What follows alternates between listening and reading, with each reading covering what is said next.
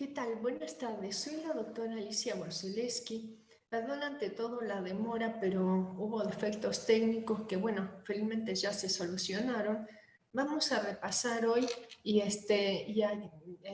evacuar algunas dudas que quedaron del otro día de mi conferencia.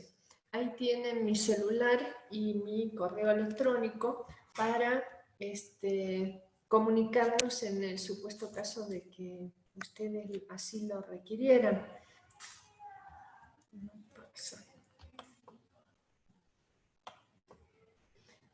¿Recuerdan la histopatología de esta patología?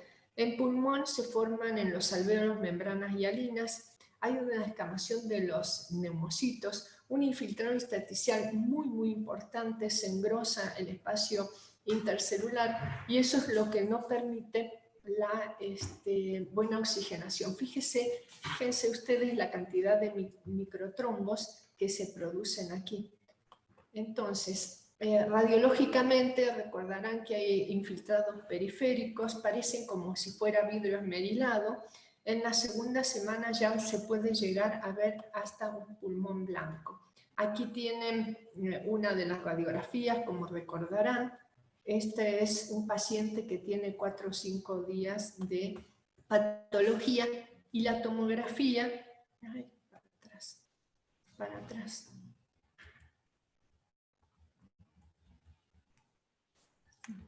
Siguen los problemas técnicos,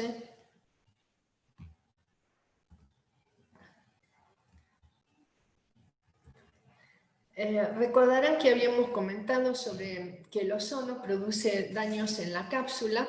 Está compuesta por la envoltura lipídica. Recuerdan ustedes acá la envoltura lipídica del virus. Este tiene mucha afinidad, porque son lípidos, tiene mucha afinidad por los hidroperóxidos, y estos son los que se lesionan, aparte de estos piecitos que tiene el virus, que son proteoglicanos, y interfieren con los receptores ECA, como habíamos comentado el otro día.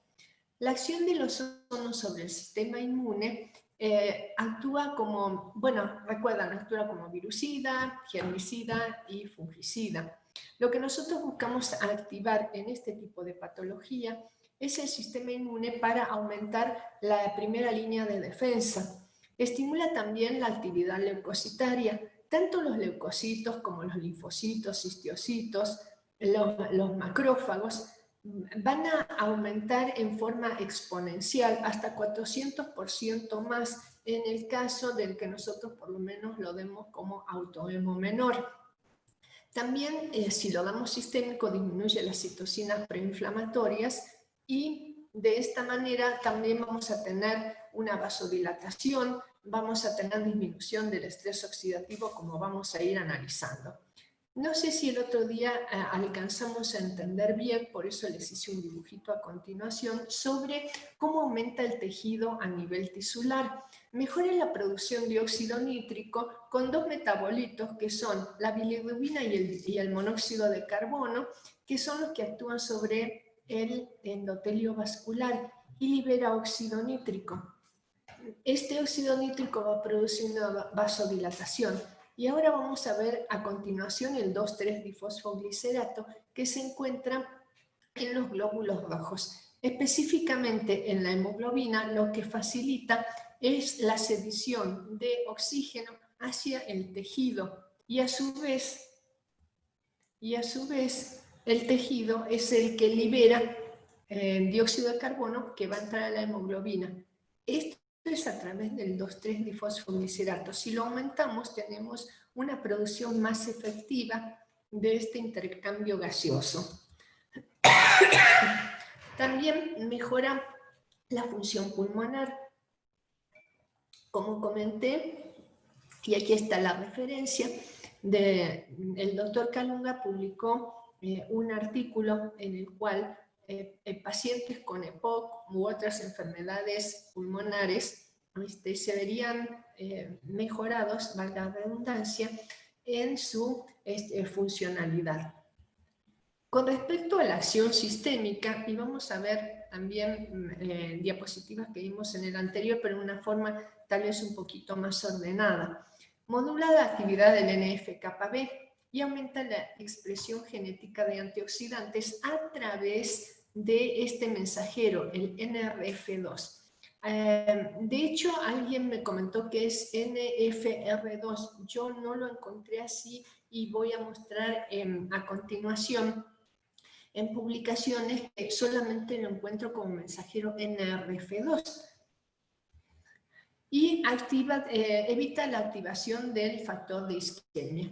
Fíjense, si nosotros recordamos del otro día, si aumentamos el metabolismo por una invasión bacteriana, viral, se aumenta el metabolismo y disminuye la cantidad de oxígeno tisular. Por lo tanto, aumentan los hidroperóxidos. Estos van a un receptor de membrana y este receptor de membrana va a fosforilar el inhibidor del NF-κB. El otro día habían preguntado sobre minerales que se podrían dar a los pacientes para reforzar este inhibidor. ¿Le pueden dar? Sí, por supuesto, los minerales. No estamos tratando en el caso específico del COVID. No es solamente dar un mineral o dar ozono solamente. Es cómo se encuentra a nivel sistémico el paciente.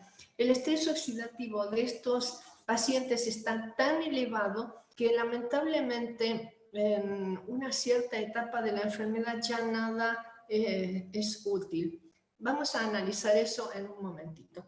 Pero aquí, si tenemos los hidroperóxidos que fosforilan el NF-κB, este mensajero va hacia el ADN y produce la expresión genética de citocinas proinflamatorias, factor de necrosis tumoral, inhibe la apoptosis, etc. Si nosotros damos dosis medias, el que vamos a activar es el NRF2. Este también, por intermedio de un mensajero, llega al receptor de membrana, libera el NRF2 que va hacia el ADN nuclear y es el que va a producir la expresión genética de algunos antioxidantes. Aquí está, por ejemplo, cómo con una dosis media de ozono activamos el mensajero NRF2. El NRF2 va hacia el núcleo,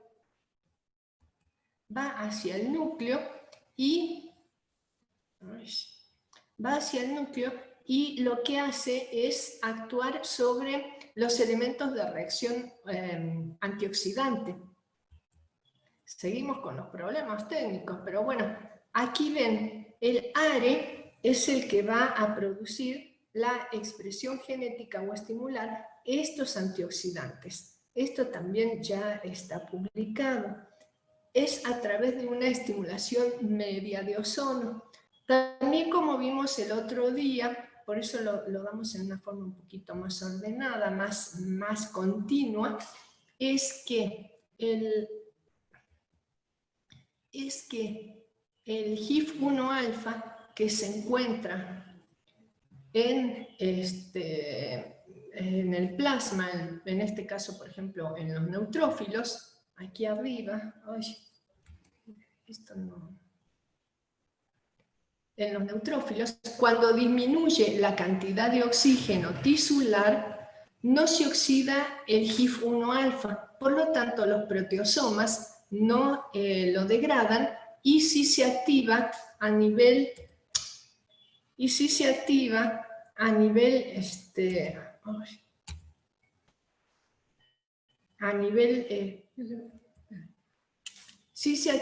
el HIF a nivel nuclear, uniéndose el HIF-1 alfa con el HIF-1 beta y formando el factor de isquemia.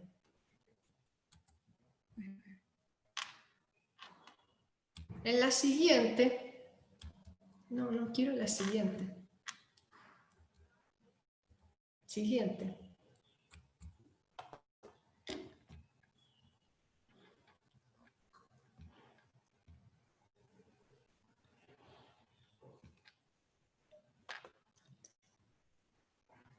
Acá tenemos las 3 fases del COVID que encontré en la red.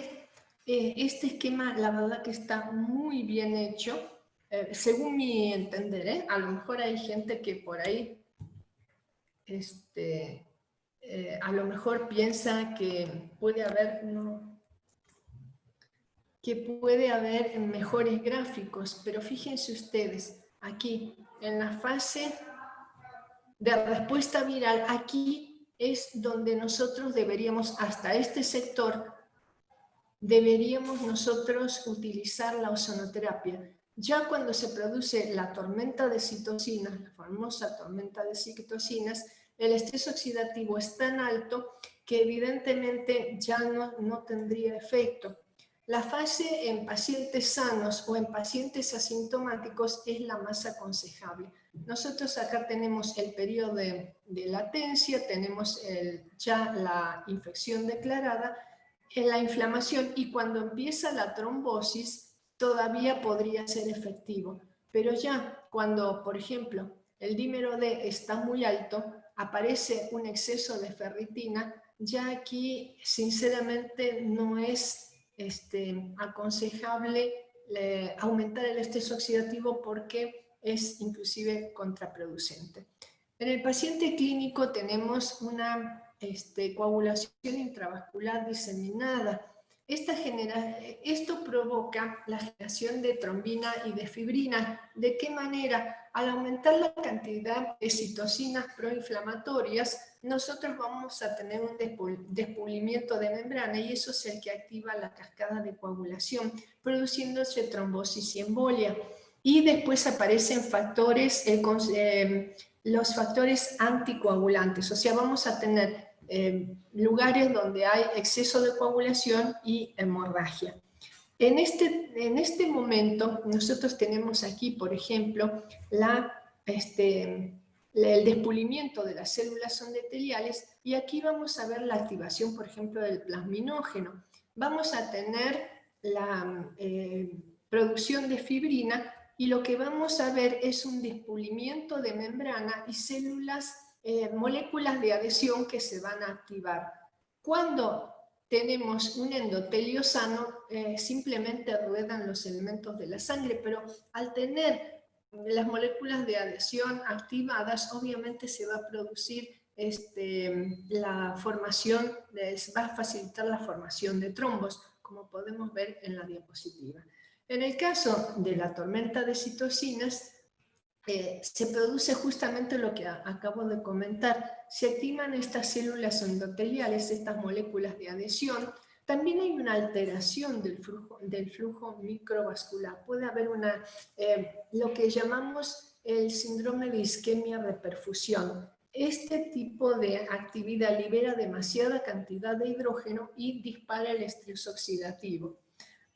Este daño endotelial, por lo tanto, y la cantidad de citocinas. Este daño endotelial es el que, y esta explosión de citocinas preinflamatorias es el que van a desencadenar este tipo de cuadro de trombosis y de también de hemorragias. Una doctora viróloga de Wuhan acaba de dar un informe sobre el parecido del SARS-CoV con el síndrome linfohistiocitario. Aquí lo que se encuentra es una hiperactividad tanto en la producción de linfocitos, macrófagos, neutrófilos, pero de un tipo más defectuoso, o sea, son elementos que carecen de la actividad para el cual han sido creados. Por lo tanto, también aumenta la cantidad de histocitos a nivel medular, y lo que va a hacer es una fagocitosis, en este caso, por ejemplo, una hemofagocitosis, en el caso de los eritrocitos, y lo que va a desencadenar también la hiperferritinemia. En esta tormenta de citocinas, por lo tanto, ya tenemos un estrés oxidativo tan disparado que no es aconsejable, no solo el paciente intubado realmente está en este periodo y como vimos en el gráfico anterior es la última parte de la escala de la enfermedad. En el caso del pulmón, ya hemos visto al principio de la charla, un daño alveolar difuso, se cubre una membrana hialina, disminuye el intercambio gaseoso sobre todo por el exceso de inflamación. Y lo que vamos a ver en estos pacientes, de lo que estamos hablando en toda la plática, un estrés oxidativo sumamente severo, hay un deterioro del sistema microvascular, lo que acabo de comentar. Imagínense ustedes el síndrome isquemia-reperfusión y la alteración con respecto al síndrome histiocitario. En el caso de la utilización del ozono, con respecto, piensen un poco en las diapositivas que pasé anteriormente, los globitos y el intercambio gaseoso a nivel de tejido poco ventilado. En este caso tenemos un protector del endotelio vascular y antitrombótico. Recuerden que a mayor de 40 microgramos por mililitro, el ozono es protrombótico, a menor dosis es antitrombótico. No mucho más, vendría a ser un antiagregante plaquetario, no actúa como un antitrombótico, sino como un antiagregante plaquetario. Aumenta la cantidad de superóxido dismutasa, como ustedes habrán visto en pláticas que yo di con anterioridad. Pacientes en el cual nosotros damos ozono rectal, ozono sistémico, mejor dicho, puede ser por autoemo mayor también, aumentamos la superóxido dismutasa. ¿Qué beneficio vamos a tener en este caso? Hay una liberación de óxido, no hay liberación de óxido nítrico, pero hay una oxidación, si falta la superóxido dismutasa, hay un exceso durante el estrés oxidativo de aumento de anión superóxido, bien digo, anión superóxido.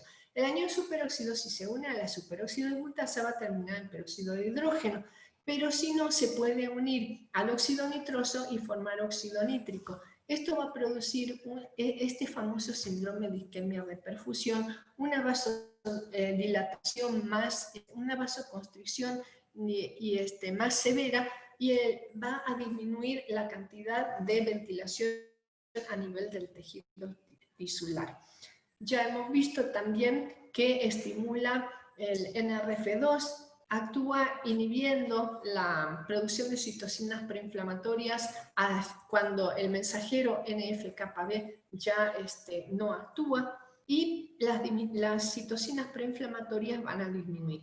Evita, por lo tanto, si no hay esa cascada de interleucinas preinflamatorias, no se va a activar las moléculas de adhesión, por lo tanto no va a haber una acción antitrombótica, no va a haber una adhesión de monocitos al endotelio, y por lo tanto también vamos a tener un control metabólico más importante al aumentar, mejor dicho, disminuir el estrés oxidativo, porque aumentan los antioxidantes. Fíjense en esta diapositiva, si nosotros tenemos, por ejemplo, un exceso de oxidrilos, un exceso de oxidrilos en la célula, lo que va a hacer el ozono es, por intermedio de algún antioxidante, liberar un hidrógeno y transformarlo en agua. Esto es lo que nosotros buscamos básicamente con el ozono: mejorar el estrés oxidativo, disminuirlo, controlarlo. Por lo tanto, el terreno en el cual van a actuar las medicinas, en la terapia que nosotros hagamos con el paciente, van a trabajar de una forma más efectiva. Acá tenemos lo que habíamos comentado: si no tenemos suficiente superóxido dismutasa, el anión superóxido se puede unir al óxido nitroso y de esta manera lesionar el endotelio vascular. Aquí vemos todas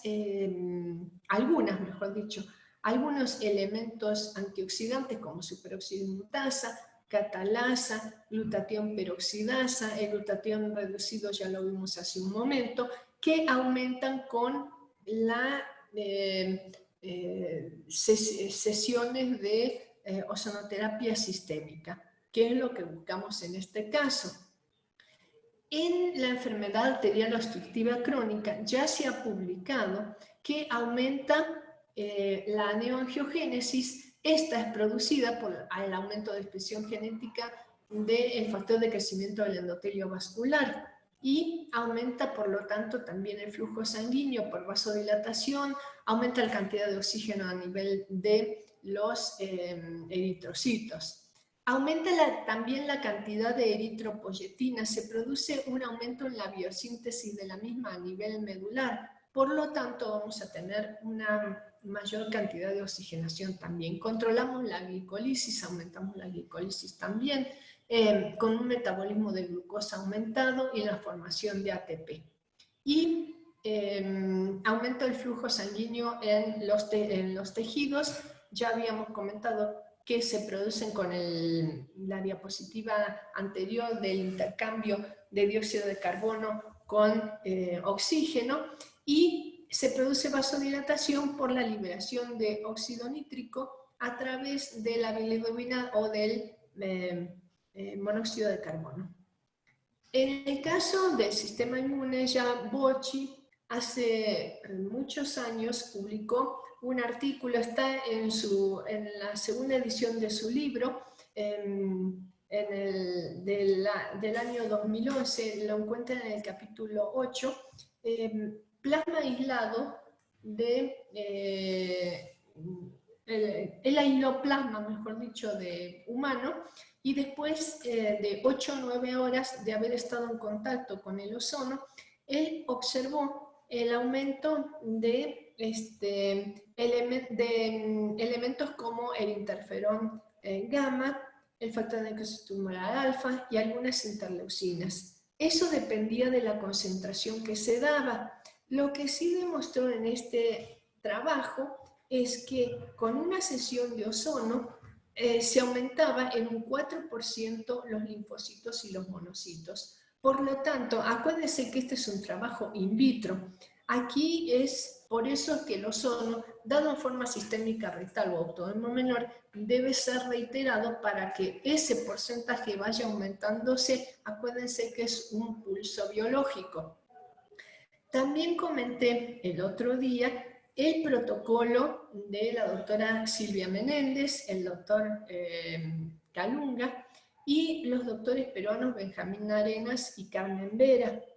En ellos, espero que se lo hayan mandado y si no, bueno, se lo mandarán en esta ocasión o me escriben a mí y yo se los mando en pacientes sintomáticos o positivos pero asintomáticos, perdón, o pacientes sanos. Se puede dar ozonoterapia rectal y comenzar con 3 miligramos y llegar hasta 4 miligramos en 4 semanas.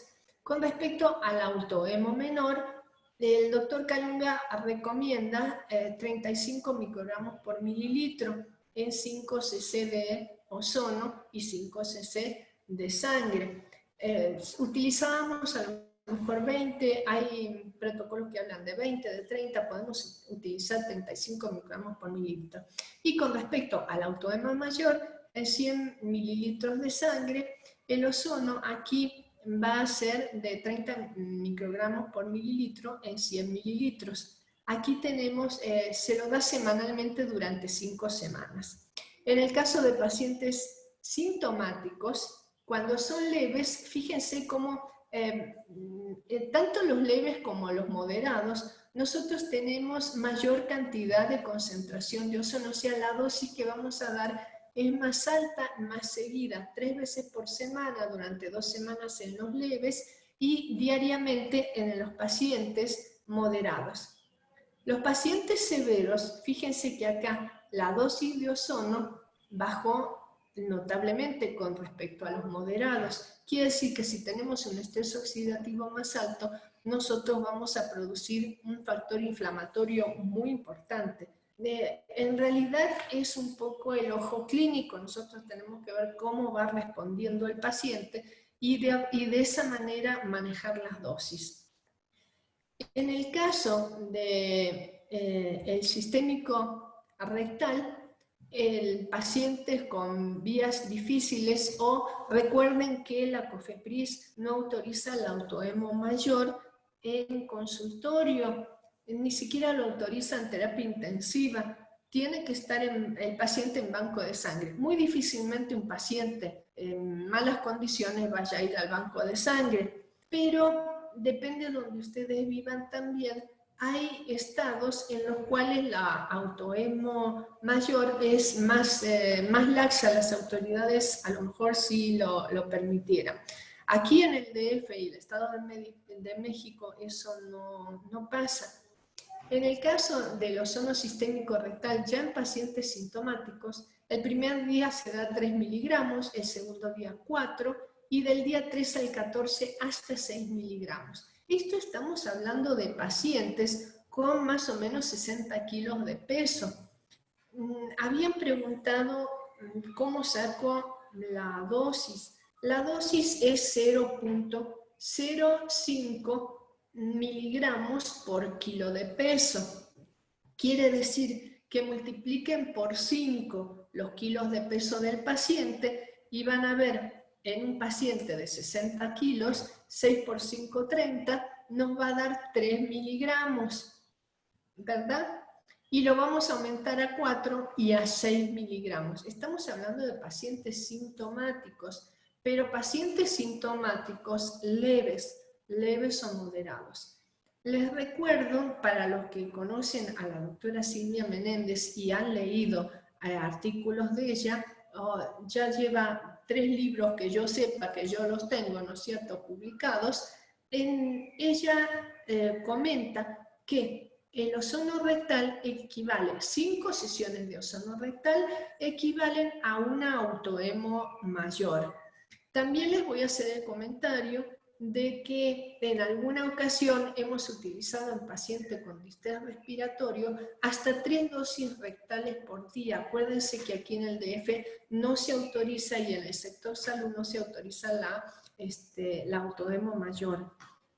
También pueden considerar, aquí lo anoté abajo, las cápsulas de aceite ozonificado. Las cápsulas de aceite ozonificado la pueden dar 2 veces al día, inclusive con este tratamiento. El tratamiento, para los que preguntaron, ¿las cápsulas pueden reemplazar? O yo entendí que me habían preguntado, ¿pueden reemplazar este tipo de tratamiento? ¿El sistémico? No, simplemente tal vez podamos reforzarlo.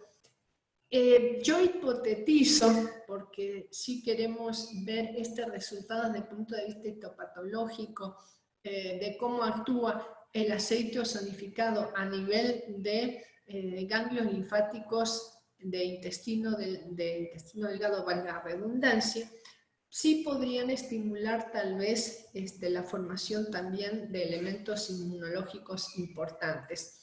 Todavía no está demostrado, pero dado que se ha utilizado mucho en Cuba y ellos sí tienen protocolos al respecto en parásitos, evidentemente es muy probable que tenga algún tipo de función inmunológica que pueda contribuir en este tipo de pacientes. Entonces, si tienen pacientes a los cuales se le están dando, como en esta diapositiva figura el ozono sistémico, tal vez podrían considerar también utilizar las cápsulas 2 por día.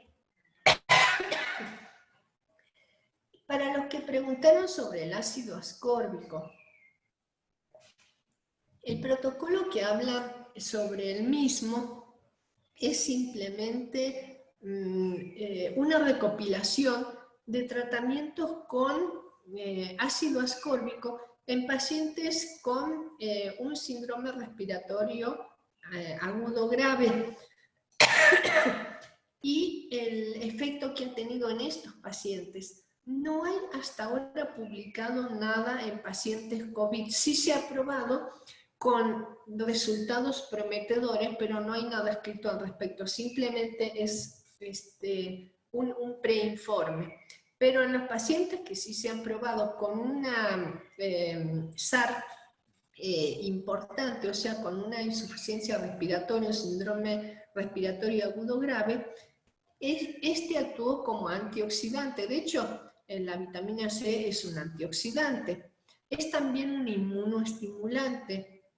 Aumenta la cantidad de linfocitos T, las células natural killer. Es un antiinflamatorio también. Obviamente es un antiinflamatorio porque disminuye la expresión genética de citocinas proinflamatorias en dosis elevadas. El hecho de que sea antiviral, bueno, al aumentar la cantidad de células natural killer, obviamente que tiene una actividad antiviral. Mejora también la quimiotaxis y la fagocitosis en los neutrófilos y tiene una acción vasopresora. Nosotros lo hemos dado en pacientes, la vitamina C, 4 gramos antes de entrar a, 4 horas antes de entrar a trasplante cardíaco o soporte ventricular. Posteriormente en la terapia intensiva también se utilizó vitamina C diluida, obviamente en solución fisiológica. Lo que comenta este artículo de experiencias de ácido ascórbico en otras patologías que no es el SARS-CoV, pero sí es una patología respiratoria, un síndrome respiratorio agudo grave, se utilizó hasta 10 gramos por día. Y en China se está utilizando en estos pacientes actualmente en algunos protocolos hasta 24 gramos por día. Sí quiero pedir disculpas del otro día que hablé en miligramos, no son miligramos, son microgramos. Una disculpa, pero por favor que les quede bien claro esto. Lo que utilizamos aquí como elemento ayudante, como vasopresor, son 4 gramos, pero en el SARS se está utilizando entre 10 y 24 gramos por día. Hay personas que han comentado que se utilizan a mayor dosis, como 75 gramos por día. Yo no lo he leído y no lo aconsejo de ninguna manera porque son dosis tremendamente oxidantes. Acuérdense que la vitamina C también es un prooxidante, o sea, debe darse en dosis adecuadas.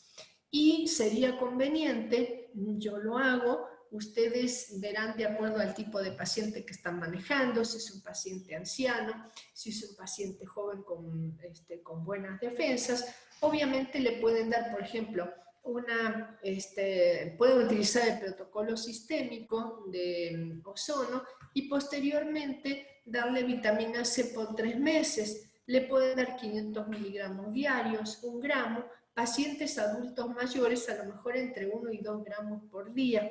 Tienen un estrés oxidativo más elevado, pero cuidado con los pacientes inmunocomprometidos porque a lo mejor esas dosis pueden llegar a ser altas.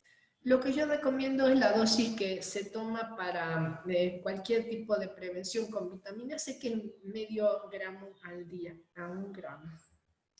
Les quiero agradecer nuevamente, les voy a contestar algunas preguntas que han surgido y también les voy a comentar que aquí tienen, bueno, mi nombre, mi celular y mi correo electrónico. Por favor escríbanme o me pueden llamar, ¿no es cierto? Si yo no les contesto, sí les voy a contestar, a lo mejor inmediatamente o no, pero sí les voy a contestar.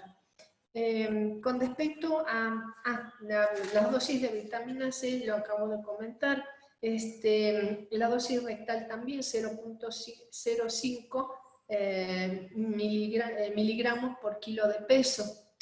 Los generadores, lo que me preguntaron de la vez pasada, los generadores de ambiente solamente descontaminan el ambiente, solamente las partículas, no descontaminan superficie, pero simplemente vuelven más estéril, más inerte sería la palabra, las partículas, pero no específicamente el COVID, la vuelve inerte.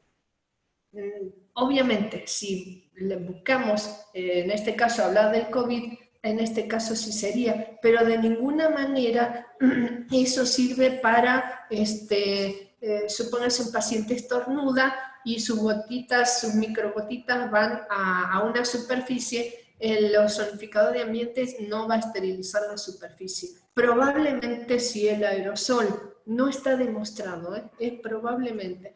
Se utiliza en Europa, como le comenté la vez pasada, mucho en Europa, en quirófanos y en la terapia intensiva. No por COVID, antes no existía el COVID y ya se usaba.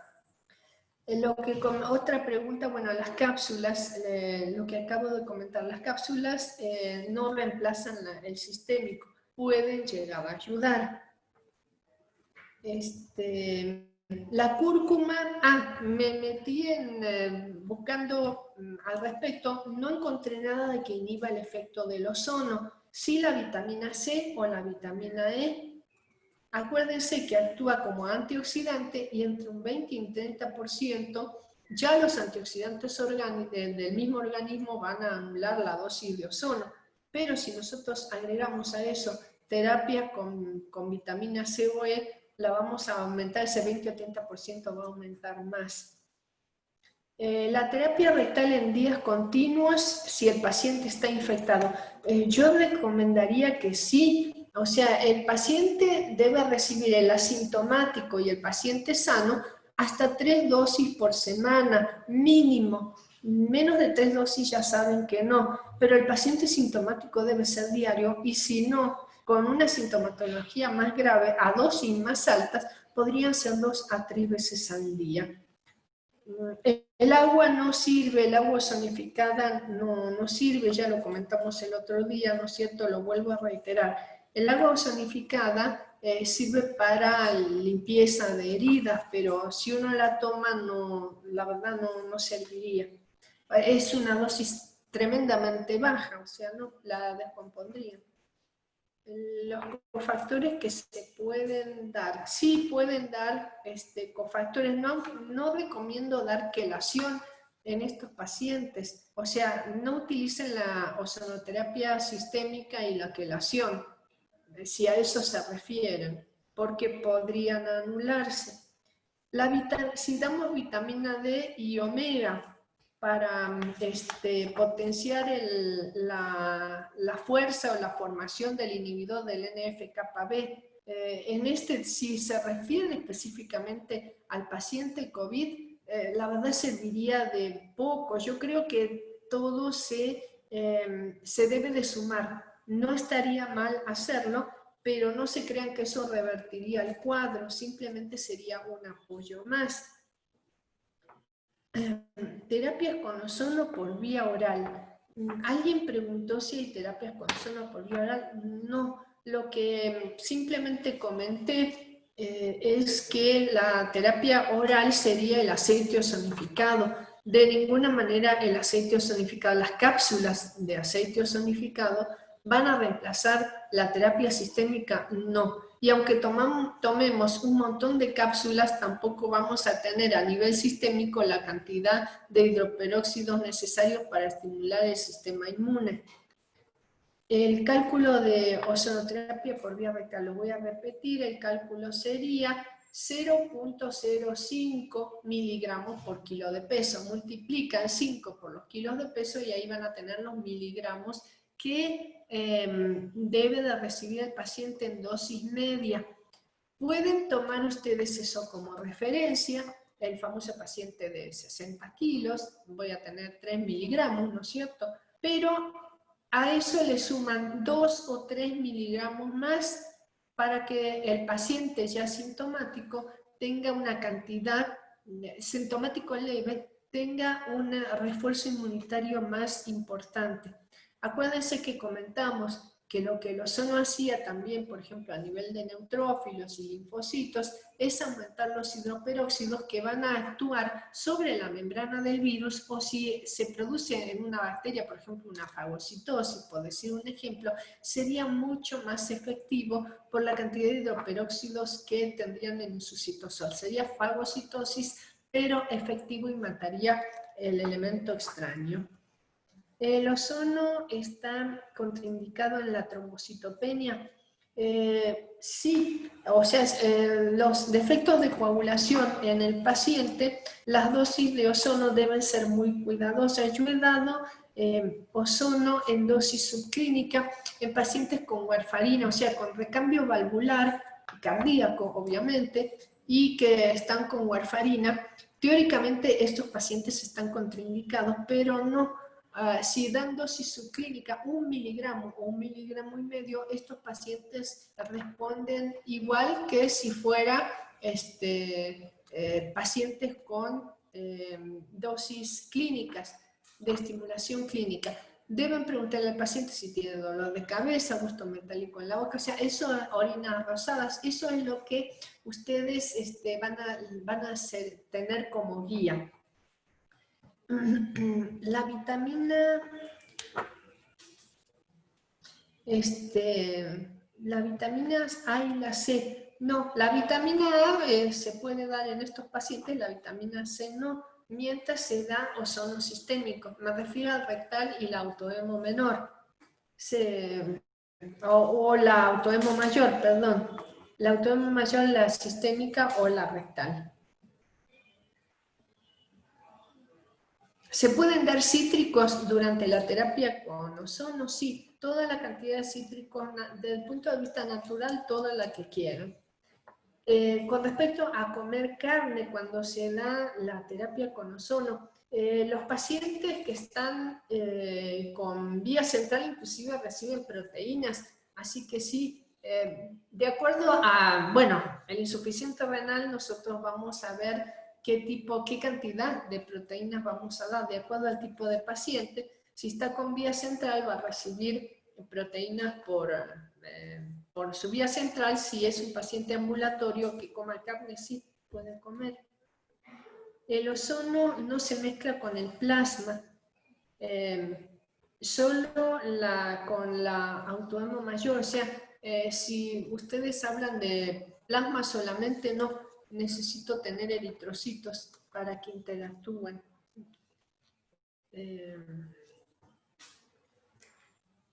El paciente intubado, me preguntaron el paciente intubado, ya les había comentado que el paciente intubado no se da ozono, ya antes de estar intubado no se debería de dar, si ya presenta el síndrome linfohistiocytario, hiperferritinemia, va a presentar trombosis y hemorragias. Esos pacientes sinceramente no van a salir, y lo que nosotros vamos a dar, aunque las dosis sean bajas, es simplemente aumentar estrés oxidativo. No vamos a tener una respuesta. Con respecto a comentarios de que en el sector salud sí se están haciendo ozono desde hace más de 5 años. Algunos de los hospitales en los cuales se han hecho protocolos de ozono son el Hospital Gia González. Se hizo en este hospital ozonoterapia en pacientes con pie diabético. Se ha tratado en melasma, en eriterasma, en la parte de dermatología, con el doctor Ramón Fernández a cargo. Todos estos protocolos fueron autorizados por el Comité de Ética del hospital y tienen número de registro en la COFEPRIS. También en el Hospital 20 de Noviembre, hace como 8 años que se está haciendo ozonoterapia. Yo conozco a los investigadores que están, médicos tratantes, ¿no es cierto?, de sus pacientes. En Lomas Verdes se está haciendo ozonoterapia, en traumatología. También el protocolo está autorizado no solo por el IMSS, sino por la COFEPRIS. Todos estos protocolos ya están, inclusive reportes publicados y en revistas. Recuerden que la revista del IMSS, el IMSS tiene 2 tipos de revista, una de habla española, una escrita en español y la otra en inglés. Curiosamente, la revista inglesa, Archivos de Investigación Médica, con ese nombre la van a encontrar, todo el grupo moderadores, todo el grupo de coeditores son ingleses, o sea, no hay nadie del IMSS, todos son de fuera. Y Bocci es una de las revistas donde más se ha publicado, la revista del IMSS. Fíjense en esos artículos. Y no tengo ninguna otra pregunta acá de lo que me han hecho el otro día. Espero haber sido, salvo la que empezamos un poco tarde por cuestiones técnicas y tuvimos siguiendo algunos defectos técnicos, espero por favor que tal vez ustedes me escriban o me llamen, con mucho gusto les voy a contestar. La dosis de ozono como antiagregante plaquetario. La dosis de ozono, en realidad, arriba de 40 microgramos por mililitro, no se debe de dar porque actúa como procoagulante. Las dosis entre 20 y 40 microgramos por mililitro no son dosis de ozono, son dosis en las cuales va la concentración, Estas son dosis de concentración, entre 20 y 40 microgramos por mililitro. Doctores, ustedes van a utilizar a lo mejor 60, 80 microgramos por mililitro en un pie diabético o un infectado de forma externa. Lo que se da a nivel plasmático es 40, de 20 a 40 microgramos por mililitro. ¿Se puede prescribir vitamina C y ozonoterapia al mismo tiempo? El artículo del cual yo he comentado, pacientes en los cuales se da vitamina C endovenosa o pacientes COVID, ¿no es cierto? En los COVID ya graves, con sintomatología media o grave, se utilizó durante el mismo día autohemo mayor y vitamina C con varias horas entre una terapia y otra. Sí se llegó a utilizar, pero si se trata de un paciente externo o un paciente ambulatorio, yo le recomiendo, doctor, que sigamos los protocolos que ya nuestros maestros nos han enseñado, o sea, hacer la autohemo mayor o la terapia rectal y no dar vitamina C en ese momento, si no va a ser contraproducente. O sea, se van a anular entre los dos. ¿Cuántos microgramos de acuerdo a los ozonificadores equivale 3 miligramos? Lo vamos a sumar, doctora, los vamos a sumar. O sea, si nosotros tenemos un flujo, una concentración, mejor dicho, tenemos varios generadores, y la concentración y el flujo me marca que la máquina está dando, supóngase, 40 microgramos por mililitro, ponga su máquina para que dé 40 microgramos por mililitro. O sea, tiene un cuadrito, en ese cuadrito le dice cuántos generadores prender y también tiene qué cantidad de flujo dar para que la descarga eléctrica haga que ese oxígeno genere 40 microgramos por mililitro. Entonces, al tener 40 microgramos por mililitro, en 100 mililitros multiplica y tiene 4 miligramos. En una jeringa de 50 va a tener 2 miligramos. Si lo da a 30, a lo mejor su generador da a 30 microgramos por mililitro, entonces cada 100 mililitros va a tener 3 miligramos. ¿Alguna otra pregunta?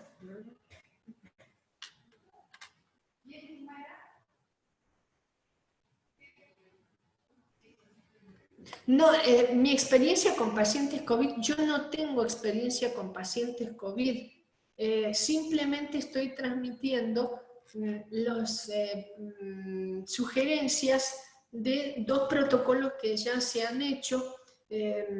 Uno es el que sugiere el doctor Calunga y la doctora Silvia, pero sí tienen experiencia los españoles y los italianos.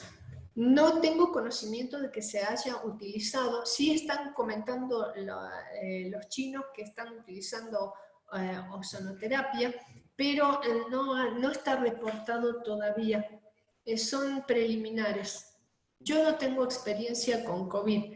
O mejor dicho, sí, tengo experiencia con COVID, pero sinceramente en pacientes muy leves. En estos pacientes leves lo que estoy utilizando es la terapia rectal a dosis, a macrodosis, con respecto a los kilos de peso, como comentamos en un principio. El ozono se calcula en microgramos y vía rectal cuando se pone en centímetros cúbicos.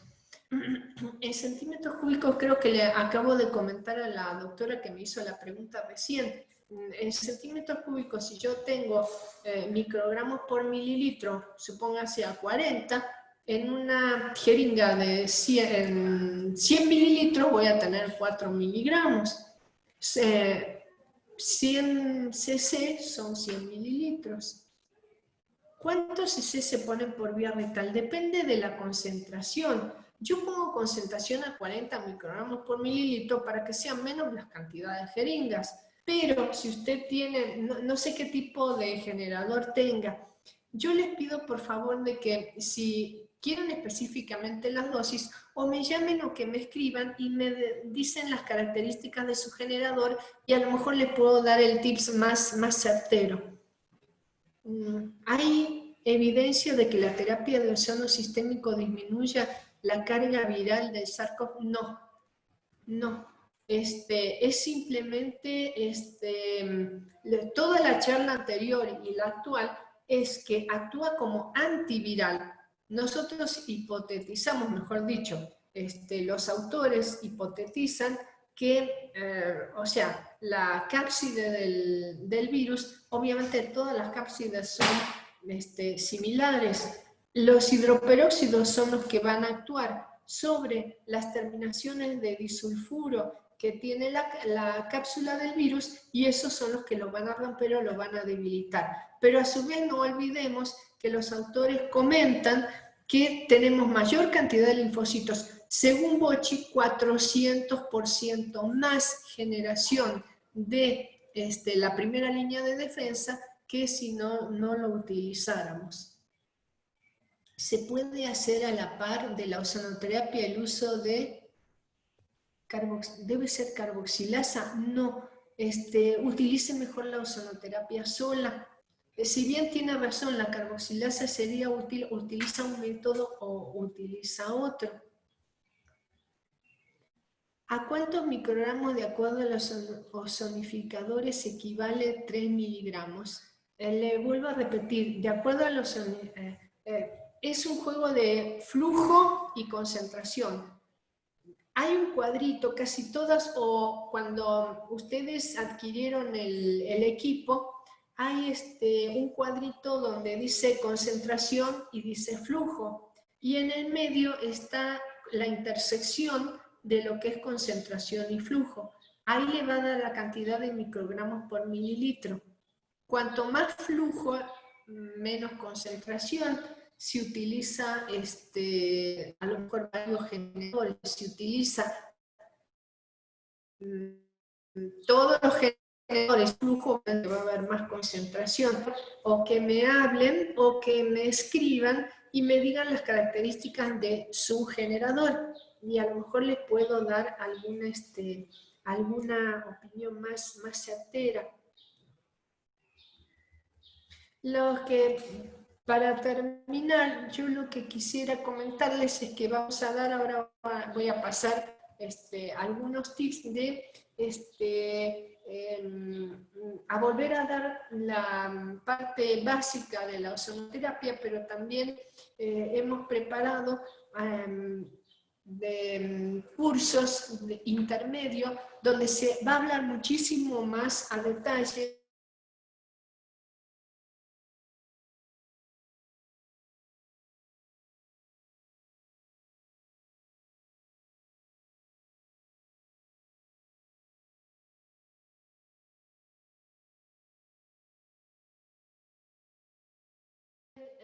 cómo se produce la generación de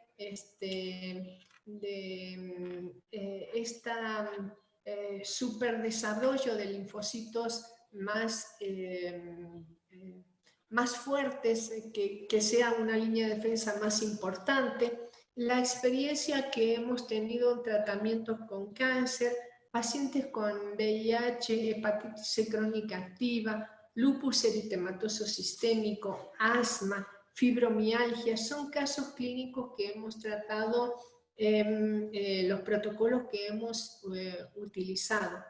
La bioquímica de los productos ozonificados, cómo actúan. También vamos a hablar sobre plasma rico en plaquetas, tanto en heridas como en tratamiento facial, como rejuvenecedor, y algo de tratamiento, por ejemplo, en la parte traumatológica, hombro doloroso, pequeñas articulaciones. Estamos preparando también